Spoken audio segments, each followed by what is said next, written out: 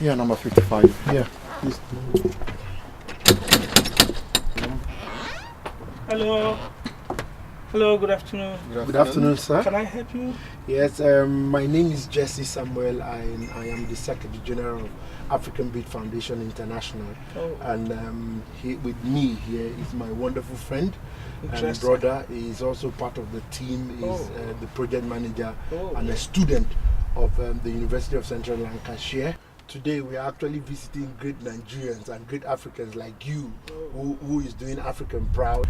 The Black History. Oh, thank you. Come in. Don't let us stay outside. Okay, Let's go in. And thank you very much, sir. Thank you. Thank you very much. You are even lucky to meet a friend from Nigeria. He's Basorun. Meet Basorun from Nigeria.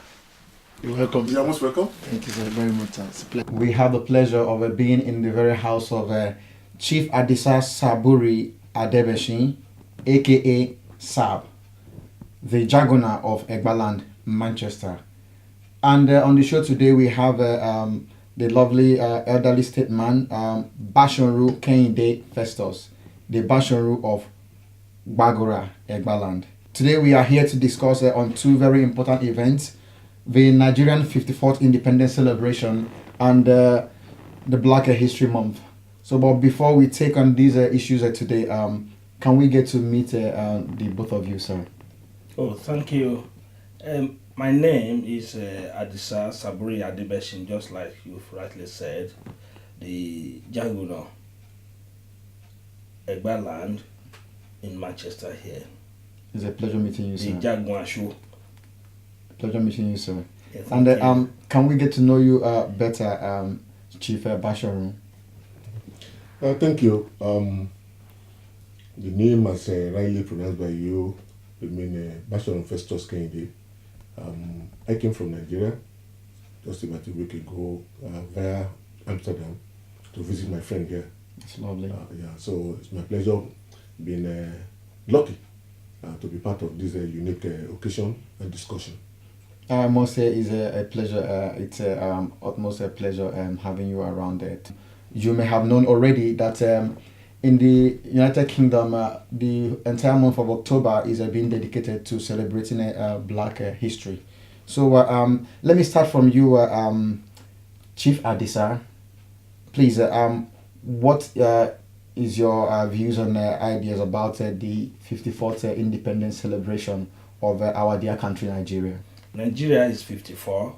At 54, we expect Nigeria to have been at the level where we want them to be at the Committee of Nations. And unfortunately, we have some problems here and there, but not too bad. We are still progressing. We are still developing as some people will refer to Africa. We are still developing. And there is hope for Nigeria. I will come to you, Basorun.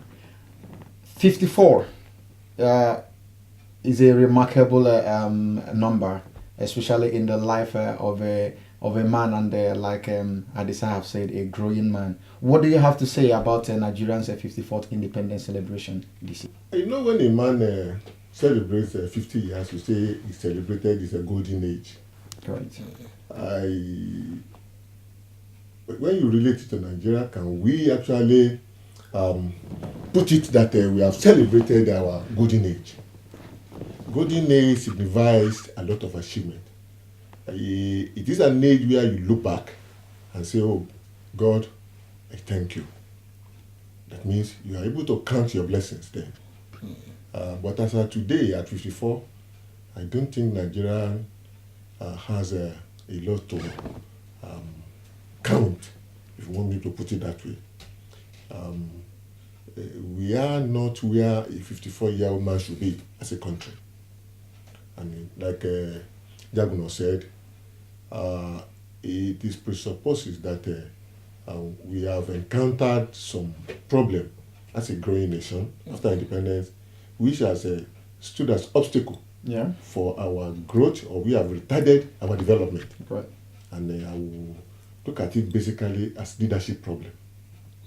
When we got independence, we thought we will also move on a fast track, on a fast lane. We got independence from this same UK.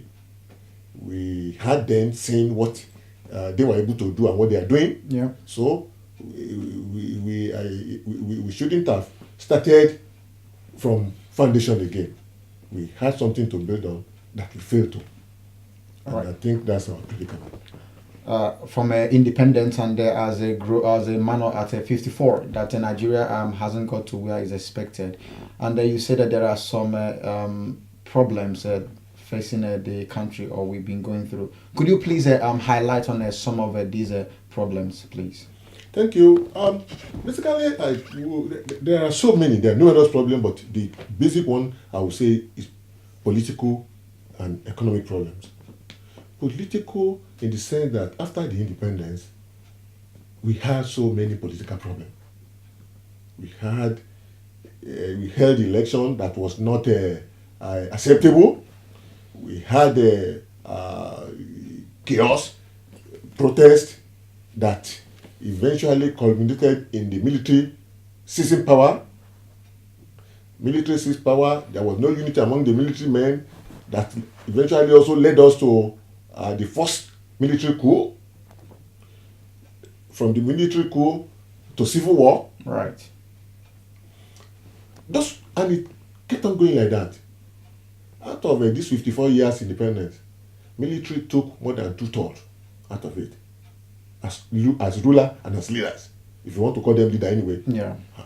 So when you look at that, you realize that we've just had about 14 years of a stable democracy. And when you look at the economic problem, in the 70s, we had a president or a head of state that said the problem of Nigeria is not how to make money, but how to spend it. Yeah. That was during the era of oil boom. Yeah. But eventually the oil boom came. And I don't think we have been able to get out of that because we failed to utilize or invested that money realized from oil boom where we had it to build infrastructures, to develop our education, to develop our social and welfare needs. So it was when Professor Wole Soyinka said their generation was a wasted one, he knew what he was saying. So Nigeria has succeeded in wasting most of the resources that should have been used to develop that country. We should be today, Nigeria should be part of the Asian Tigers. We should stop. Nigeria is just hoping to become one of the 20 industrialized nations in the year 2020, when we should have become that in the 70s or early 80s. So those were the economic and political. I just limited myself to those two. I know Jaguna will definitely be able to add more to this, because he is a living witness to all this. Speaking of leadership and Nigeria in the League of African Nations today, what can you say concerning our leadership, okay, and then celebrating independence at this time? Like Basorun has rightly said, the problems of Nigeria, he classified them into two groups, the political and the economic. Economical, yeah. And I would want to add the third one, the spiritual. When we start the political, just like he said,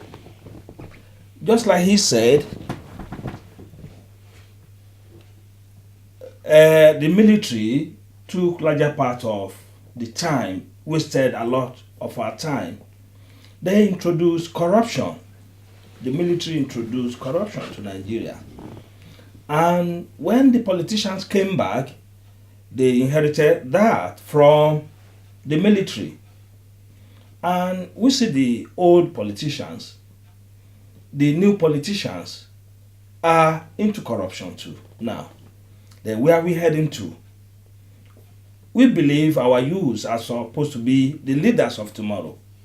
But when we have corrupt leaders, corrupt youths, then where are we heading to? And economic, he said, we made money during the oil boom. We failed to invest that money. And when you fail to plan, you plan to fail. That is the problem we are facing now.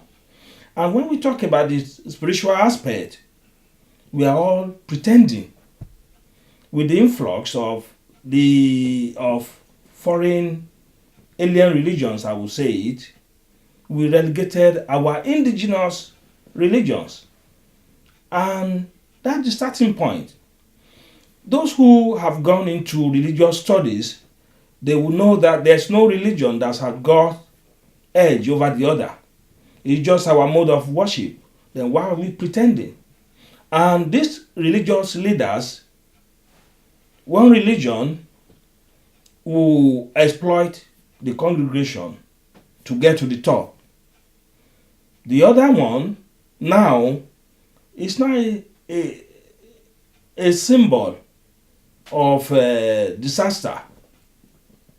Killing people, massacring people, bombing here and there. And that was not the original concept of religion. Religion was meant to redeem, to give succor to afflicted souls. But now, religion is being used as a symbol of oppression everywhere. And when you talk about the traditionalists, it's the same thing. Then, spiritually, Nigeria is backward. I'm sorry to say that, because religion is a very sensitive issue. We need to be careful when you discussing that, because people will tag you negatively.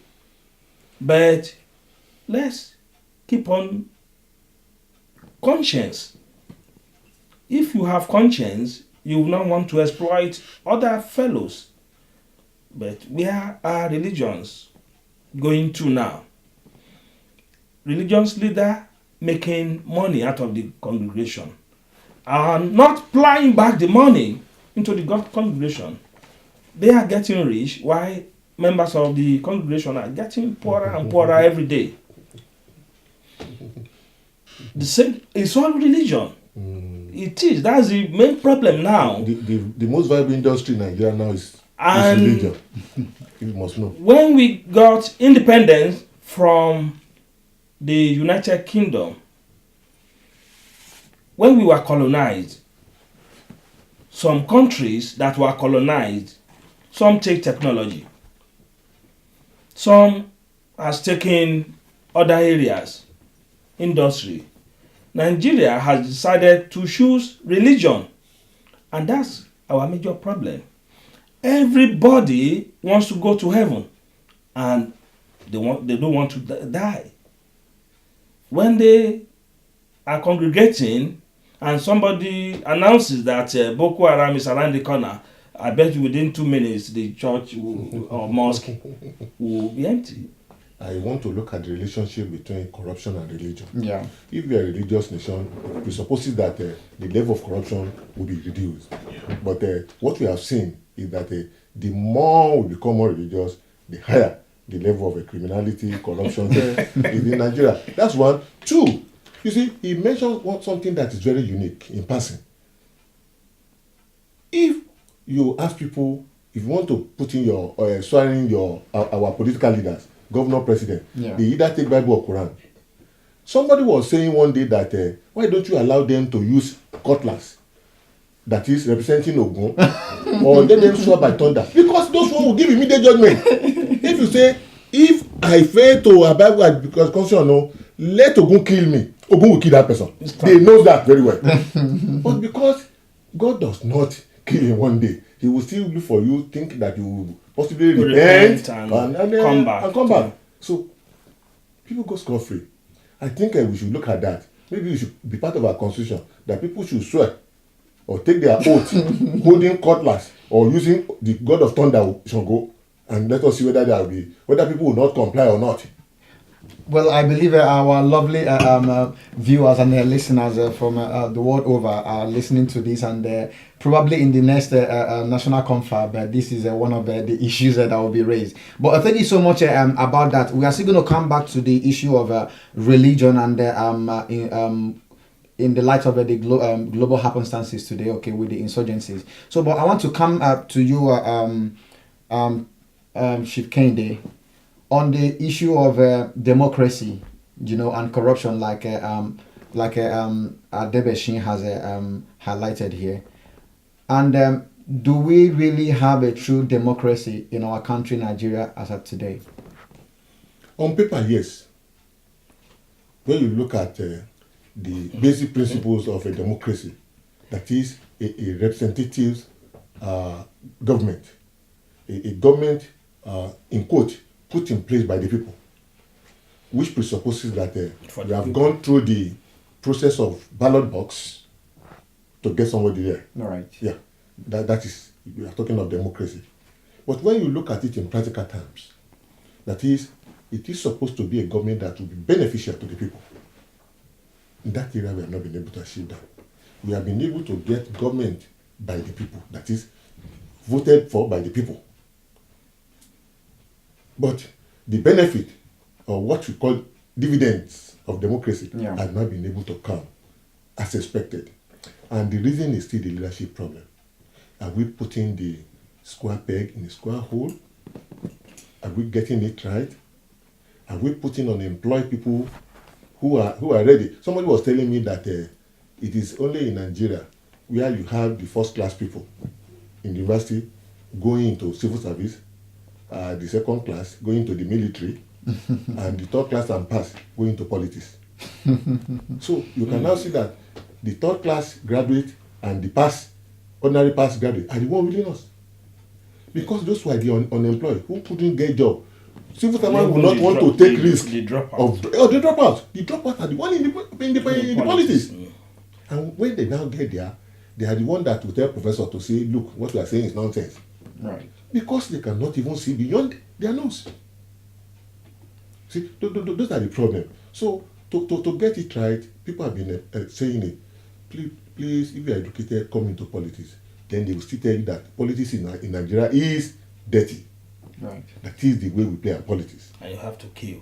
So if you can't kill or you cannot become a thug, imagine what recently happened, having a governor in waiting going to court, and the next thing is that thugs will beat up a chief justice of that state. Right. Is that politics, my brother? Jaguna himself. Yeah. Like you mentioned there before, that the military brought corruption, and then we are talking about democracy now. And he just spoke about our democracy in theory and then in practice, and we found that they did not actually marry. Now, but I want you to say something about the crop of people that we have in our leadership today, comparing the people we had as independents in the then we had the military and what we have today.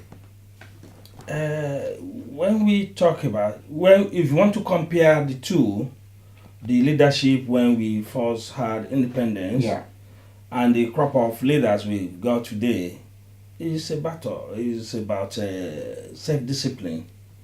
The first set were more disciplined, because I can remember when we were young, there's a way we were being trained through religion. They will scare you. If you do this, you go to hell. If you do this, you go to heaven. And apart from that, when we get back to our traditional setting, when a child goes wrong during the day, the parents or the elders in that community, they will look for a beautiful story to correct what the child has done wrong during the day. That's why we have the moonlight stories. They will tell stories that when the tortoise went to steal, this happened to him. Right. When the rat went to sneak into his friend's wardrobe, so happened to him. Those things were meant to scare us and to prepare the youth for the challenges. How many people are listening to traditional storytelling now? How many people are really following the scriptures, the Holy Scriptures now? And it's never too late for Nigeria. The solution is simple: reorientation. Right? That is, he said something about education the other time. We need to reorientate our children and young people right from school, so that when they grow up, that's the system here. Yeah. When they grow up, they know they are right from the left. When you are doing something here, they will tell you what you are doing is wrong. This is unfair, and you know what you are doing. Right. Those languages are what they used to correct here. And apart from that, we need to follow due process. Like here, we know who is going to become the Prime Minister from Labour Party. We know already who is going to become the next Prime Minister in different political parties here. But in Nigeria, like I'm here now, if I happen to win lottery now, I can go to Nigeria and tell them, people, I want to become the president of Nigeria. And once I give he's a high chief in Nigeria, I give money, this is for you, spread in your community. Before you know it, within 2 months, I will become president. That cannot happen in a developed country. So due process needs to be followed. You can't just come overnight and say you want to become this and that. And our education system corruption is everywhere. I schooled in Nigeria and I schooled here. In Nigeria, some lecturers, not all of them, some will say if you buy handout, you get 10 marks. And if you do this, you will have 5 marks. You can't do that one here. So we need to follow the process. And we need to do the right thing at the right time. And be in the right place at the right time too. And Nigeria will move ahead. I know my friend Basorun will want to contribute to this. Yes. Comparing the leadership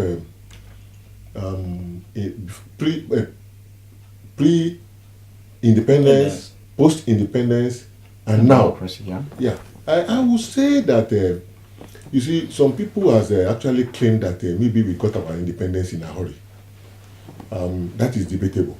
Okay. It depends on which side you are. Right. I strongly believe one particular model for Nigerian leadership was Chief Obafemi Awolowo. Chief Awolowo was ready. Chief Azikwe was ready. And Dr. Azikwe, no, he was ready. These are people who are actually educated here also. So they have seen it done. And they were ready. I think they were Sadauna. They had their blueprints already. And if you see the way they started, it was highly competitive.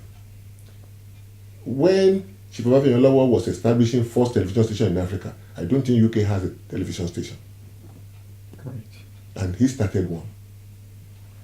And it was that spirit that was copied in the East and in the North. So all of them embraced it. He started free education because he believed education should form the foundation of democracy. People must be enlightened. They must know their right. He needed manpower, human resources to work with. So he introduced free education, which was highly successful. But unfortunately, he was unable to go beyond the Western region. Others also practiced their own to some extent, but it was, in quote, localized. Okay. People like him never got the opportunity of doing it in Nigeria. And you know that it was those kind of, the ambition. Sadauna did not want to even come to the center. He was capable, he was good. He was one of the best administrators also. Rather than that, he seconded Tafawa Balewa to go to the center. All the strong men were in their regions. Are you getting me? Yeah. You now put a weak leader and put him at the center. You have killed us already. Right. Because if you have a strong leadership at that starting point, put a man of Obafemi Awolowo caliber as the president then, or even Azikwe, or even Sadauna in the center, we would have been able to tell different stories. But all of them went to their different corners and started developing these things. Still on leadership. It's on leadership. and by the time the military had their way, when they had problem in the Western House, the military came in. Then the other element that associated with corruption came in: tribalism, ethnic jingoism.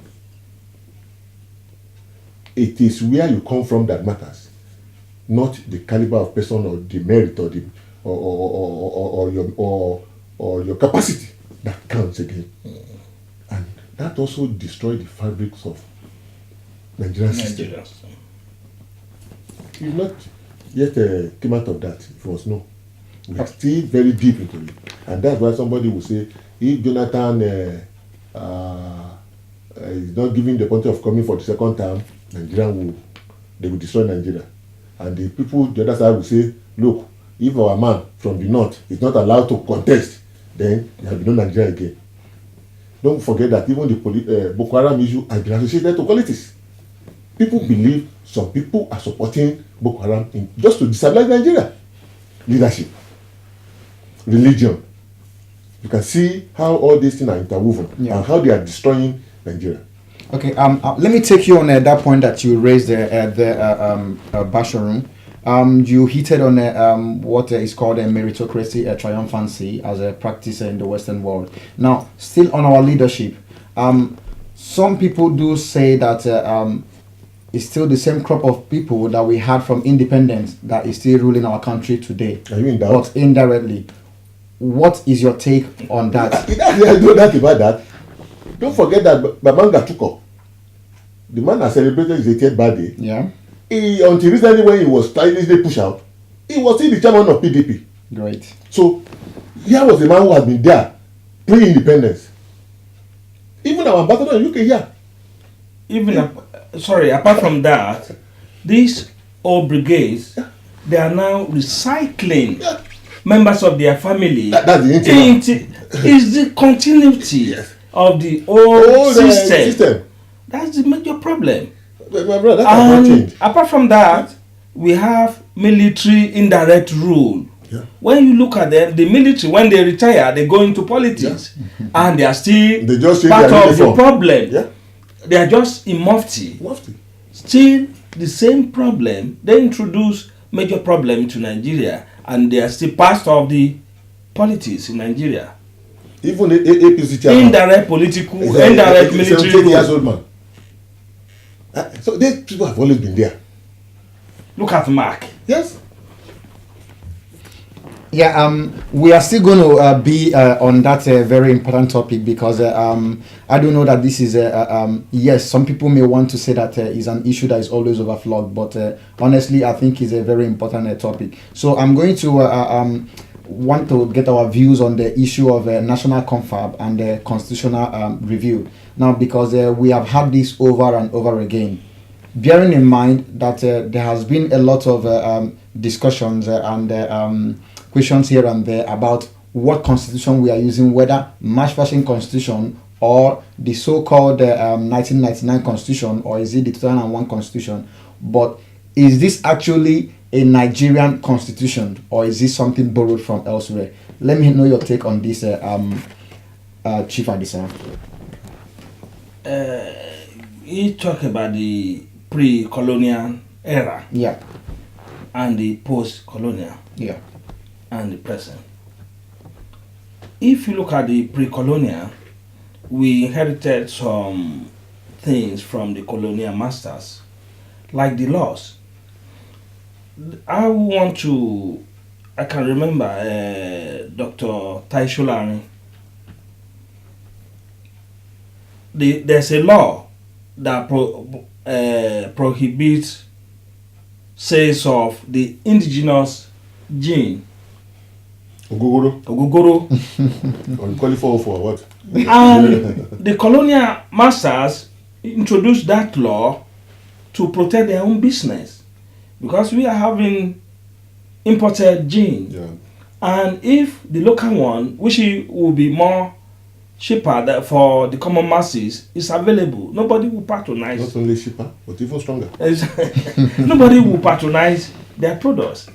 That's one of the problems. We need to look at the laws we inherited from the military, from the colonial masters, and fashion out what is good for us. Like here, I used to tell my children here that we've got some values that are good from this environment. We've got some positive values from Africa. Take the good ones from here, take the good one from Africa, marry them, and you will be a complete person. Because no civilization, no culture is totally bad and it's totally perfect. That's where I want us to start. Let's look at the law we inherited and try that before we look at Macpherson or the other things that has come into place through debate. I don't even think we need to worry ourselves. On independence, we inherited the parliamentary system. right.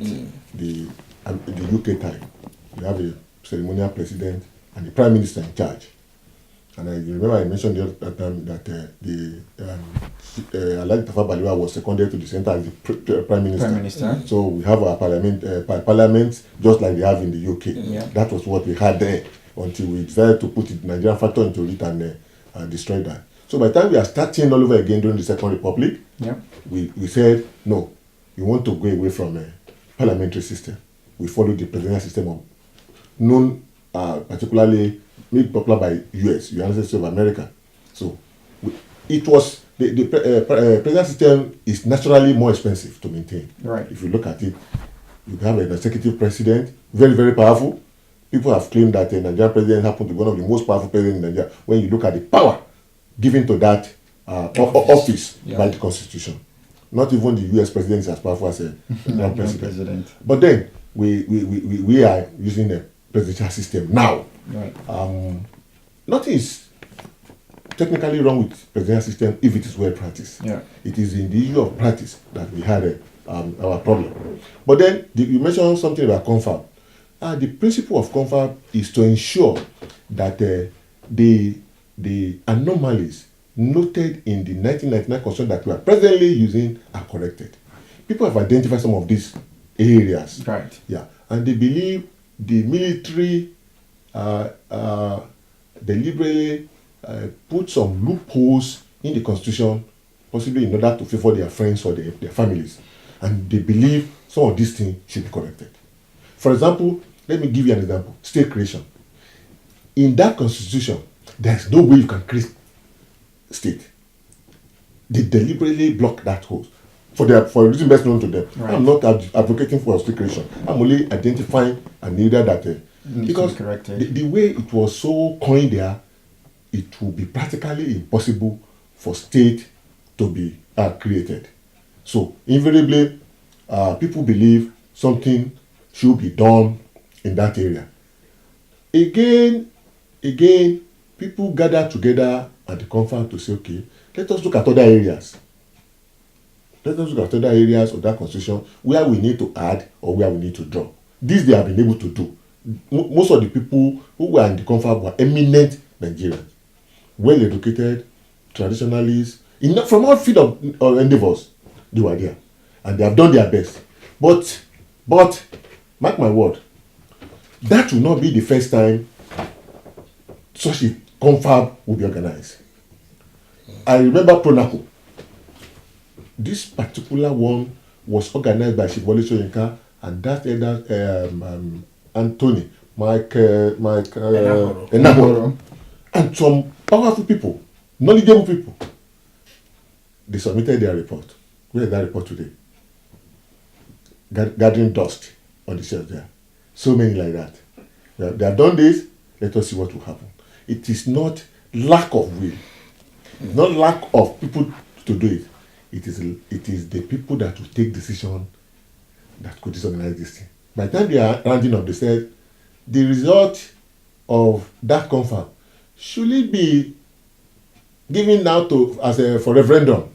Let Nigerians decide whether they want it implemented or not. People say no. They have people in the National Assembly already. They should be the people. Or no, the president should be able to just go ahead and implement. Up till now, nothing has happened. And I don't think in the near...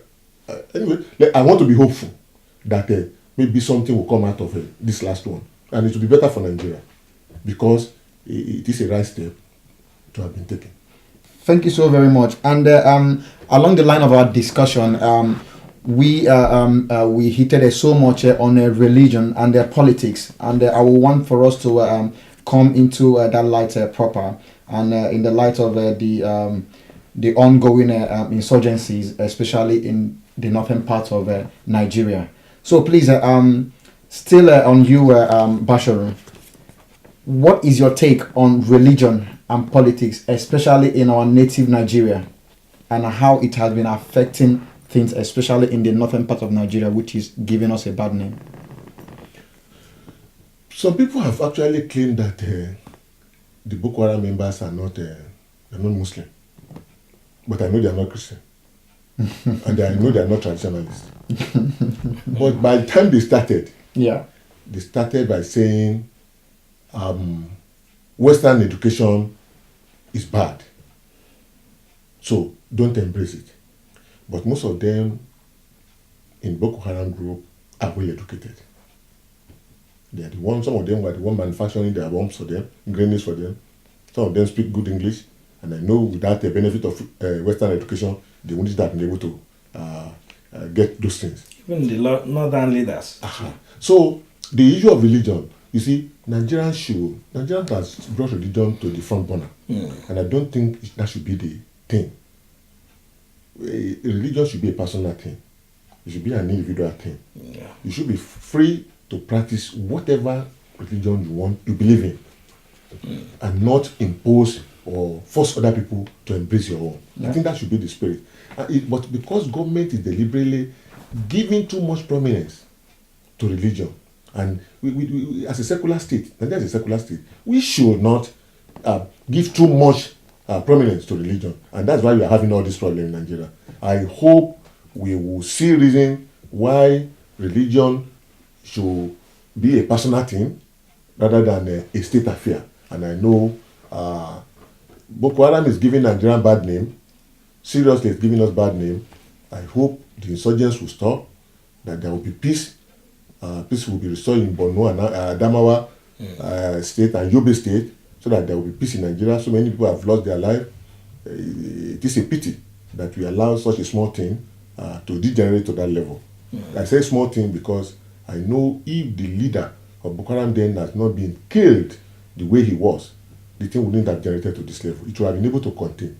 With identified leader, you know who to get. Now you don't know who is the leader. They now have so many leaders, and they are just misbehaving. They have lost focus. Okay, I will want to add to that because globally there is a check in place now. We are now tackling the problems of Boko Haram and the likes globally now. Like, the US has started saying no to global criminals who pretend to be Muslims or to be members of some organization, terrorist organization. We all need to say no to terrorism. It's a big problem. Now, yesterday, the UK has passed into law that they want to join that struggle too. And that's a good development to the entire world. Because I can't see why somebody will say he want to force your own ways of life, your own belief onto other people. It is morally wrong. I can't say because I'm a Yoruba man, I want to force my own religion onto other members of the global community. It is wrong. It is madness. You can't do that in any... these people doing they still believe, they still live in the dark ages. Like people beheading people today is insanity. Burning people alive is... I'm happy that the world leaders have now come as one to fight the problem globally. Very happy. Thank you so very much. And our lovely viewers and listeners, if you are just tuning in, today we are having Chief Adisa Saburi Adebesin and the wonderful Basorun Kehinde Festus, the Basorun of Gbagura in Egbaland.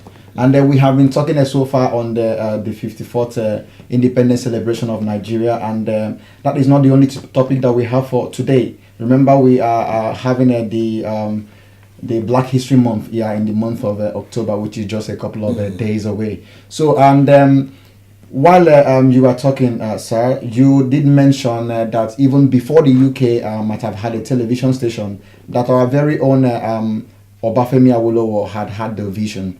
So, and in this year's Black History Month celebration, in Preston, we are looking at celebrating the achievements of Black people and letting the global community know that indeed Black people are not just imbibers. We are also contributors to global and global development. So, and in the light of that, let me come to you first, Chief Adisa. Okay. You have been in the UK for a while, and I believe you must have been involved with Black History Month. What can you say about Black History Month, especially in the ongoing in the happenstances in the world today? Thank you very much. When I first came into this country, I look around. I told members of my family that I don't want to do certain works, certain jobs, because I believe I've got certain skills which I can share with people in my new environment. That's why I have been in culture for over 25 years in Nigeria. Then when I came here, I thought children and young people need to share my knowledge. They need to share my experience. That's why I go into different schools to share my knowledge and understanding of the traditional ways of life of the Africans in different schools here. And activities I do include sharing information about Africa, going to telling traditional storytelling, and based on the characters in the stories, we go into mini drama. And I've got costumes for them. We put on African costumes and we dance. And when you see, you don't need to be a professional before you can, the children can dance. When they put on the costumes, I show them the dance steps, we share the skill, and before you know it, always fantastic sessions. And I'm always happy to do that over and over and over. And during the Black History Month, I'm always very, very busy because I go to move from one school to the other to share my knowledge, my African skills with children and young people in different schools. I also go into libraries, prisons, secure units to facilitate different workshops for them based on my African knowledge. And I want to quickly say on those points that you raised, and because I really didn't know all of these things, we will be glad that to have you in this year's Pressing Black History Month, sir. So, and hopefully you are going to oblige us. And because of our time, I'm going to go straight to you, Basorun himself. Could you name your Black heroes for this year's Black History Month celebration, please, and why? Black heroes. Is it black heroes is like saying giving a bucket to somebody to go and fetch water from an ocean.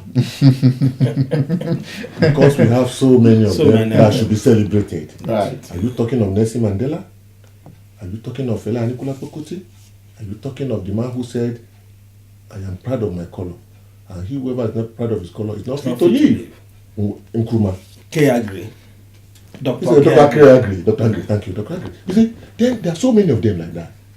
But for this year, I don't know if you are looking at the entertainment world, don't forget that even James Brown is a black man. You have so many of them like that. But I would say if you want to celebrate anybody, celebrate Fela Anikulapo Kuti. Celebrate Fela.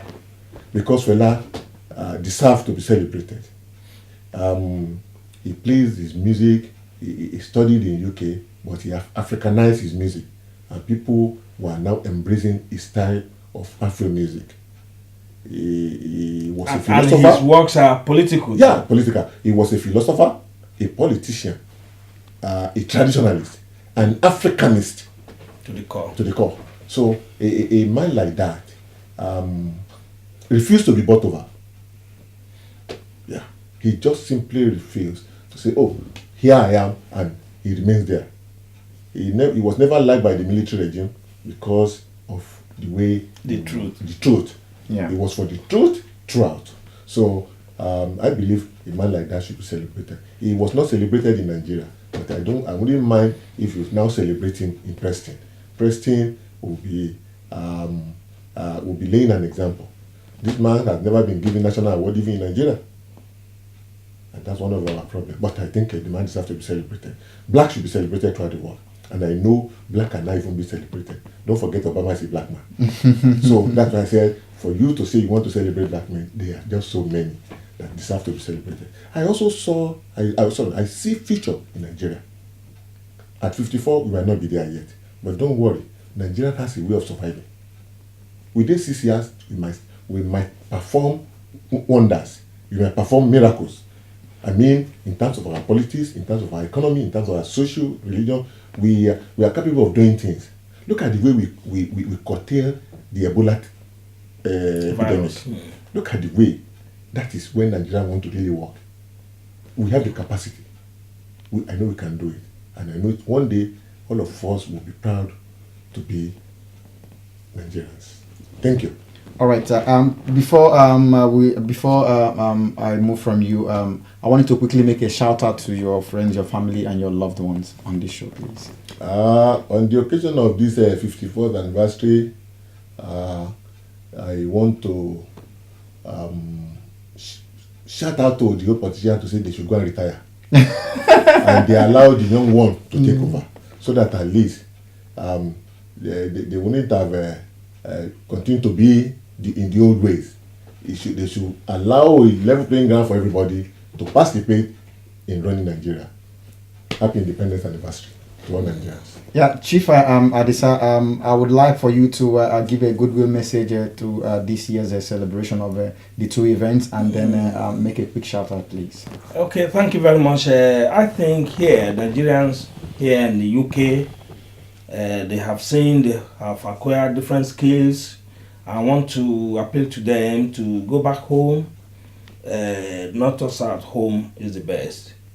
We have got so many skills here. We need to go and back home and develop Nigeria together. There's no other country we can call ours. Nigeria is ours. And God bless the Federal Republic of Nigeria, and God bless all of us. Thank you so much. So to you out there, our lovely viewers and our listeners the world over, I wanted to leave you with these words of the great Archbishop Desmond Tutu, and he says that if you say that you are a Christian and that it has nothing to do with politics, then you are reading a different Bible to me. And also remember that every religion preaches peace and good neighborliness. So, and that is the much we can take on today's show.